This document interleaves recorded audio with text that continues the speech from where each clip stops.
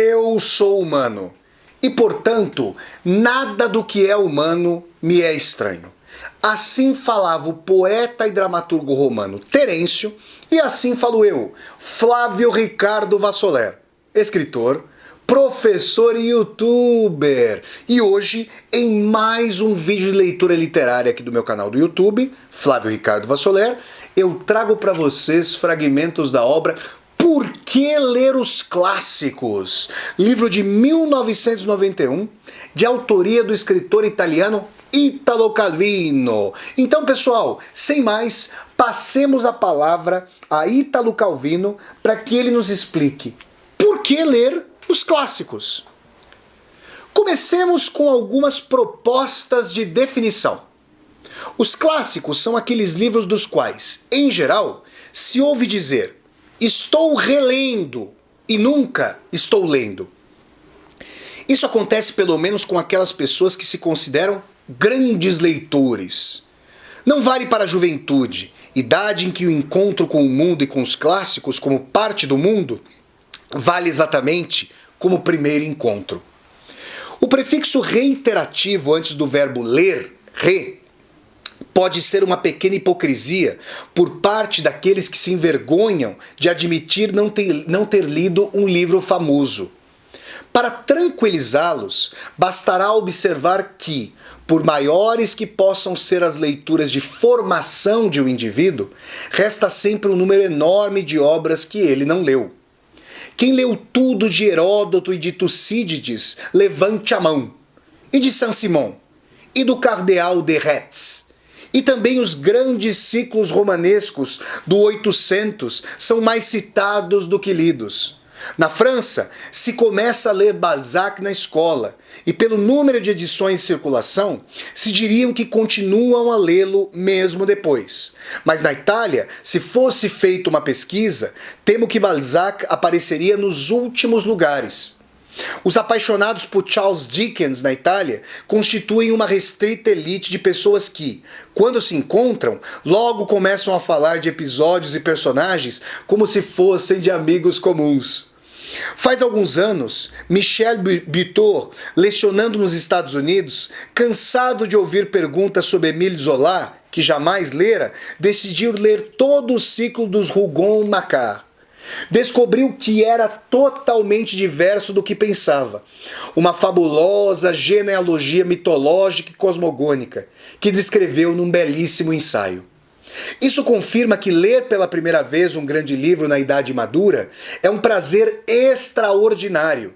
Diferente, mas não se pode dizer maior ou menor, se comparado a uma leitura da juventude. A juventude comunica ao ato de ler, como a qualquer outra experiência, um sabor e uma importância particulares. Ao passo que na maturidade apreciam-se, deveriam ser apreciados, muitos detalhes, níveis e significados a mais. Podemos tentar então essa outra fórmula de definição. Dizem-se clássicos aqueles livros que constituem uma riqueza para quem os tenha lido e amado. Mas constituem uma riqueza não menor para quem se reserva a sorte de lê-los pela primeira vez nas melhores condições para apreciá-los. De fato, as leituras da juventude podem ser pouco profícuas pela impaciência, distração, inexperiência das instruções para o uso, inexperiência da vida. Podem ser, talvez ao mesmo tempo, formativas no sentido de que dão uma forma às experiências futuras, fornecendo modelos, recipientes, termos de comparação, esquemas de classificação, escalas de valores, paradigmas de beleza. Todas coisas que continuam a valer, mesmo que nos recordemos pouco ou nada do livro lido na juventude. Relendo o livro na idade madura, acontece reencontrar aquelas constantes que já fazem parte de nossos mecanismos interiores e cuja origem havíamos esquecido. Existe uma força particular da obra que consegue fazer-se esquecer enquanto tal, mas que deixa sua semente. A definição que dela podemos dar, então, será: os clássicos são livros que exercem uma influência particular quando se impõem como inesquecíveis e também quando se ocultam nas dobras da memória, mimetizando-se como inconsciente coletivo ou individual. Por isso, deveria existir um tempo na vida adulta dedicado a revisitar as leituras mais importantes da juventude. Se os livros permaneceram os mesmos, mas também eles mudam à luz de uma perspectiva histórica diferente, nós com certeza mudamos, e o encontro é um acontecimento totalmente novo. Portanto, usar o verbo ler ou o verbo reler não tem muita importância. De fato, poderíamos dizer: toda releitura de um clássico é uma leitura de descoberta como a primeira. Toda a primeira leitura de um clássico é, na realidade, uma releitura. A definição aqui acima pode ser considerada corolário dessa aqui. Um clássico é um livro que nunca terminou de dizer aquilo que tinha para dizer. Ao passo que as definições abaixo remetem para uma formulação mais explicativa. Assim, os clássicos são aqueles livros que chegam até nós trazendo consigo as marcas das leituras que precederam a nossa e atrás de si os traços que deixaram na cultura ou nas culturas que atravessaram, ou mais simplesmente na linguagem ou nos costumes. Isso vale tanto para os clássicos antigos quanto para os modernos. Se leio a Odisseia, leio o texto de Homero, mas não posso esquecer tudo aquilo que as aventuras de Ulisses passaram a significar durante os séculos, e não posso deixar de perguntar-me se tais significados estavam implícitos no texto ou se são incrustações, deformações ou dilatações. Lendo Kafka, não posso deixar de comprovar ou de rechaçar a legitimidade do adjetivo kafkiano, que costumamos ouvir a cada 15 minutos, aplicado dentro e fora de contexto. Se leio Pais e Filhos de Turgenev ou Os Demônios de Dostoiévski, não posso deixar de pensar em como essas personagens continuaram a reencarnar-se até os nossos dias. A leitura de um clássico deve oferecer-nos alguma surpresa em relação à imagem que dele tínhamos. Por isso, nunca será demais recomendar a leitura direta dos textos originais, evitando o mais possível bibliografia crítica, comentários e interpretações. A escola e a universidade deveriam servir para fazer entender que nenhum livro que fala de outro livro diz mais sobre o livro em questão, mas fazem de tudo para que se acredite no contrário. Existe uma inversão de valores muito difundida, segundo a qual a introdução, o instrumental crítico, a bibliografia são usados como cortina de fumaça para esconder aquilo que o texto tem a dizer, e que só pode dizer se o deixarmos falar sem intermediários que pretendam saber mais do que ele. Podemos concluir que um clássico é uma obra que provoca incessantemente uma nuvem de discursos críticos sobre si, mas continuamente a repele para longe. O clássico não necessariamente nos ensina algo que não sabíamos. Às vezes descobrimos nele algo que sempre soubéramos ou acreditávamos saber, mas desconhecíamos que ele o dissera primeiro, ou que de algum modo se liga a ele de maneira particular. E mesmo esta é uma surpresa que dá muita satisfação, como sempre dá a descoberta de uma origem, de uma relação, de uma pertinência. De tudo isso, poderíamos derivar uma definição do tipo: os clássicos são livros que, quanto mais pensamos conhecer por ouvir dizer, quando são lidos de fato, mais se revelam novos, inesperados, inéditos. Naturalmente, isso ocorre quando um clássico funciona como tal, isto é, estabelece uma relação pessoal com quem o lê. Se a centelha não se dá, nada feito. Os clássicos não são lidos por dever ou por respeito, mas só por amor, exceto na escola. A escola deve fazer com que você conheça bem ou mal um certo número de clássicos, dentre os quais, ou em relação aos quais, você poderá depois reconhecer os seus clássicos. A escola é obrigada a dar-lhe instrumentos para efetuar uma opção, mas as escolhas que contam são aquelas que ocorrem fora e depois de cada escola. É só nas leituras desinteressadas que pode acontecer deparar com aquele que se torna o seu livro. Conheço um excelente historiador da arte, homem de inúmeras leituras e que, dentre todos os livros, concentrou sua preferência mais profunda no Documentos de Pickwick, e a propósito de tudo cita passagens provocantes do livro de Charles Dickens e associa cada fato da vida com episódios pickwickianos. Pouco a pouco ele próprio, o universo, a verdadeira filosofia tomaram a forma do documento de Pickwick, numa identificação absoluta. Por esta via, chegamos a uma ideia de clássico muito elevada e exigente. Chama-se de clássico um livro que se configura como equivalente do universo, à semelhança dos antigos talismãs. Com esta definição, nos aproximamos da ideia de livro total, como sonhava Mallarmé. Mas um clássico pode estabelecer uma relação igualmente forte de oposição, de antítese. Tudo aquilo que Jean-Jacques Rousseau pensa e faz me agrada, mas tudo me inspira um irresistível desejo de contradizê-lo, de criticá-lo, de brigar com ele. Aí pesa a sua antipatia particular num plano temperamental, mas por isso seria melhor que o deixasse de lado. Contudo, não posso deixar de incluí-lo entre os meus autores. Direi, portanto, o seu clássico é aquele que não pode ser-lhe indiferente e que serve para definir a você próprio em relação e talvez em contraste com ele. Creio não ter necessidade de justificar-me se uso o termo clássico sem fazer distinções de antiguidade, de estilo, de autoridade. Para a história de todas essas acepções do termo, consulta-se o exaustivo verbete clássico de Franco Fortini na Enciclopédia Einaudi, volume 3. Aquilo que distingue o clássico no discurso que estou fazendo talvez seja só um efeito de ressonância que vale tanto para uma obra antiga quanto para uma moderna, mas já com lugar próprio numa continuidade cultural. Poderíamos dizer, um clássico é um livro que vem antes de outros clássicos. Mas quem leu antes os outros e depois lê aquele, reconhece logo o seu lugar na genealogia. A essa altura, não posso mais adiar o problema decisivo de como relacionar a leitura dos clássicos com todas as outras leituras que não sejam clássicas.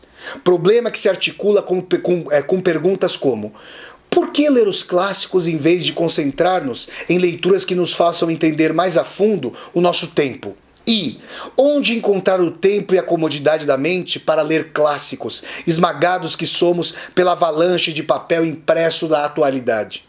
É claro que se pode formular a hipótese de uma pessoa feliz que dedique o tempo leitura de seus dias exclusivamente a ler Lucrécio, Luciano, Montaigne, Erasmo, Quevedo, Marlowe, o Discours de la Méthode, o discurso do método de Descartes, Wilhelm Meister de Goethe, Coleridge, Ruskin, Proust, Valéry, com algumas divagações para Murasaki ou para sagas islandesas.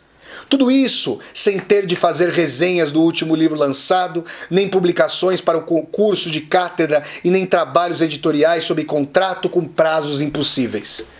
Essa pessoa bem-aventurada, para manter sua dieta sem nenhuma contaminação, deveria abster-se de ler os jornais, não se deixar tentar nunca pelo último romance, nem pela última pesquisa sociológica.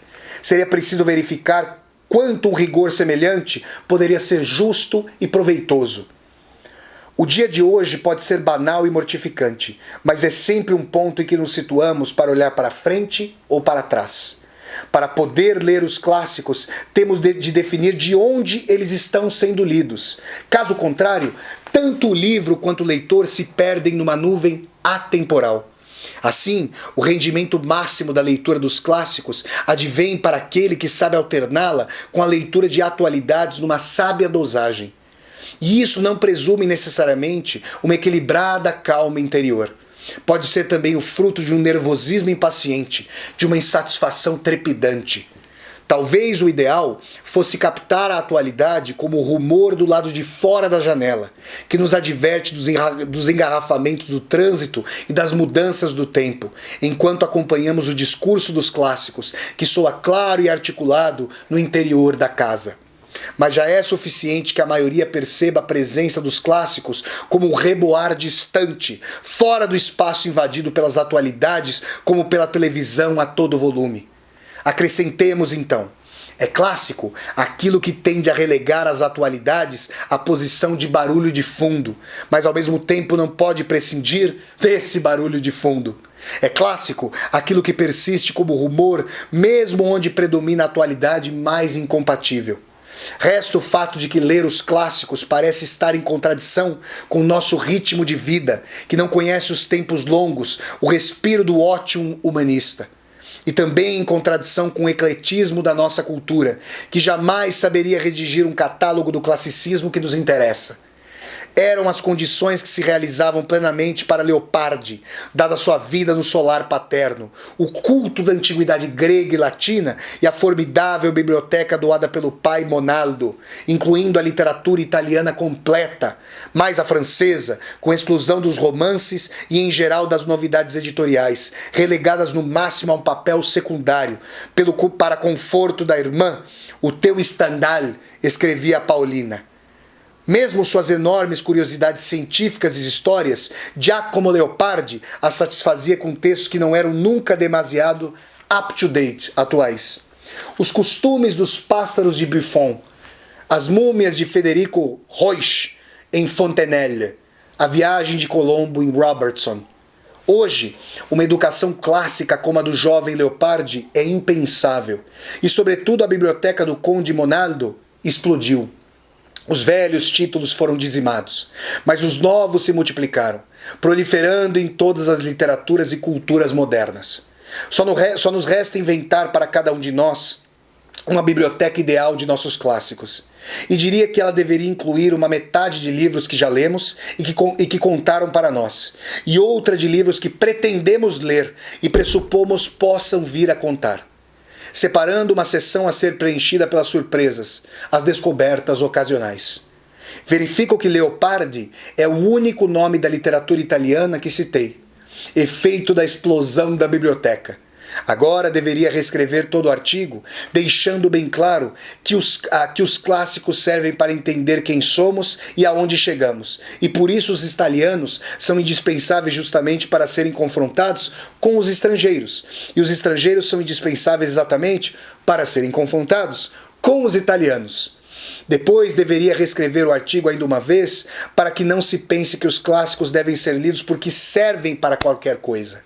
A única razão que se pode apresentar é que ler os clássicos é melhor do que não ler os clássicos. E se alguém objetar que não vale a pena tanto esforço, citarei Émile Cioran, não um clássico, pelo menos por enquanto, mas um pensador contemporâneo que só agora começa a ser traduzido na Itália. Abre aspas aqui. Enquanto era preparada a cicuta, Sócrates estava aprendendo uma área com a flauta. Para que lhe servirá? Perguntaram-lhe. Para aprender esta área antes de morrer. Pessoal, esses foram fragmentos formidáveis do livro Por que Ler os Clássicos, de 1991, de autoria do escritor italiano Italo Calvino. Se vocês gostaram de mais esse vídeo de leitura literária aqui no meu canal do YouTube, eu peço que vocês deem um like no vídeo, curtam o vídeo, disseminem o vídeo pelas redes sociais para que nós possamos chegar a cada vez mais e mais pessoas. Se você está chegando ao canal pela primeira vez, seja muito bem-vindo e bem-vindo. Eu peço que você se inscreva aqui no canal, toque a sinetinha para poder receber as notificações e deixe o seu comentário aqui embaixo para que eu possa conversar com você.